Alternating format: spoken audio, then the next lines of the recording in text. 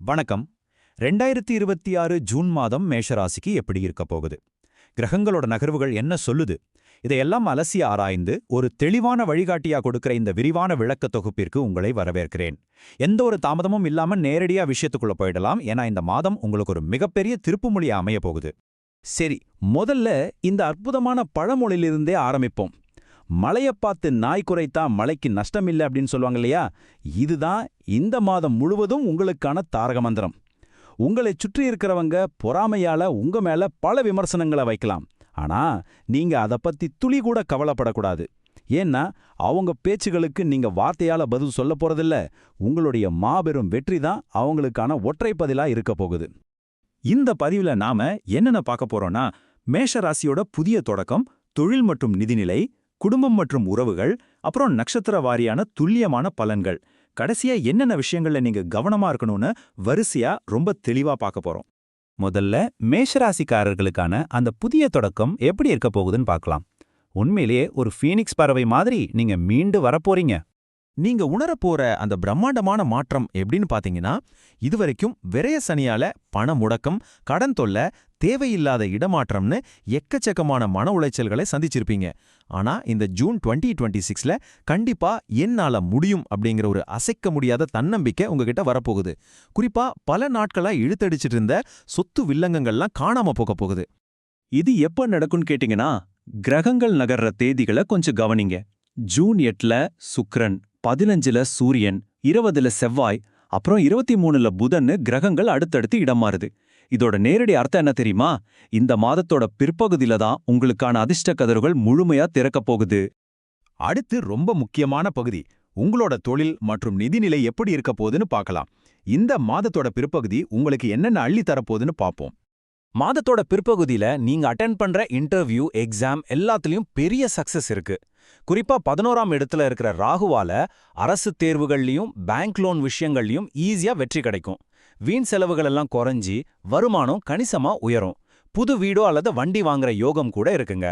புதுசா பிசினஸ் ஆரம்பிக்கணும்னு நினைக்கிறவங்களுக்கு இது ஒரு அருமையான நேரம். இருந்தாலும் ஒருமுறை உங்களோட சுய ஜாதகத்தை செக் பண்ணிட்டு இறங்குறது நல்லது. இதுல நாம முக்கியமா கவனிக்க வேண்டியது, உங்க 4ஆம் வீட்டில குரு உச்சம் பெற்று இருக்காரு. இது சும்மா ஒரு ஜோதிட வார்த்தை இல்லைங்க. இதுக்கு ரியல் லைஃப்ல என்ன அர்த்தம்னா, ரொம்ப நாளா உங்களை கஷ்டப்படுத்திட்டு இருந்த உடல்நல பிரச்சனைகள்ல இருந்து முழுமையான ரிலீஃப் கிடைக்க போகுது. உயர்கல்வி படிக்கிற மாணவர்களுக்கு கவனச்சிதறல் நீங்கி நல்ல ரிசல்ட் வரும். பூர்வீக சொத்து, ரியல் எஸ்டேட் விவகாரங்கள்ல உங்களுக்கு சாதகமான சூப்பரான முடிவுகள் கிடைக்கும். அடுத்ததா குடும்பம் மற்றும் உறவுகள். கிரக மாற்றங்கள் இந்த இடத்துல என்ன மாதிரியான மேஜிக்க பண்ண போகுதுன்னு பார்க்கலாம். ஜூன் மாதத்தோட முதல் பாதியில பாத்தீங்கன்னா, காதல்ல இருந்த சின்ன சின்ன ஊடல்கள் எல்லாம் மறைஞ்சு மீண்டும் ஒன்னு சேருவீங்க. புது காதல், புது நட்புகள் எல்லாம் தேடி வரும். ஆனா மாதத்தோட பிற்பகுதியில செவ்வாயோட நகர்வினால உங்க முழு நேரத்தையும் பணத்தையும் குடும்பத்துக்காகவே செலவு பண்ண ஆரம்பிப்பீங்க. நீங்க குடும்பத்தோட நேரம் செலவிடுறது ரொம்ப சந்தோஷமான விஷயம்தான். இருந்தாலும் அப்பப்போ சின்ன சின்ன மனக்கசப்புகளும் வந்து போக வாய்ப்பு இருக்கு. இங்க ஒரு விஷயத்தை நீங்க ரொம்ப கவனமா நோட் பண்ணணும். மாதத்தோட முதல் 15 நாட்கள் சூரியன் 2ஆம் வீட்ல இருக்கிறதால உங்க வார்த்தைகள்ல ரொம்ப ரொம்ப கவனம் தேவை. யாராவது உங்களை தேவையில்லாம விமர்சனம் செஞ்சா தயவு செஞ்சு எந்த ரியாக்ஷனும் கொடுக்காம அமைதியா இருந்துடுங்க. அந்த வாக்குவாதங்களை தவிர்த்தா மட்டும்தான் குடும்பத்துல பெரிய சண்டைகள் வராம பாத்துக்க முடியும். சரி, இப்போ பொதுவான பலன்களை தாண்டி உங்களோட குறிப்பிட்ட நட்சத்திரங்களுக்கு என்னென்ன பலன்கள் கிடைக்க போகுதுன்னு துல்லியமா பார்க்கலாம். முதல்ல அஸ்வினி நட்சத்திரம். உங்களுக்கு திருமண வரங்கள் கைகூடி வரும். வேலையில ப்ரொமோஷன் கிடைக்கும். ஆனா மேலதிகாரிகள் கிட்ட வாக்குவாதம் பண்றத மட்டும் தவிர்த்திடுங்க. அடுத்து பரணி நட்சத்திரக்காரர்கள். உங்களுக்கு புது வேலைவாய்ப்பும் அதிக வருமானமும் கிடைக்கும். ஆனா ஆபீஸ்ல பழகுறவங்க கிட்ட கொஞ்சம் கவனமா இருங்க. குழந்தைங்களுக்கான செலவுகளும் அதிகரிக்கலாம். கடைசியா கிருத்திகை 1ஆம் பாதம்.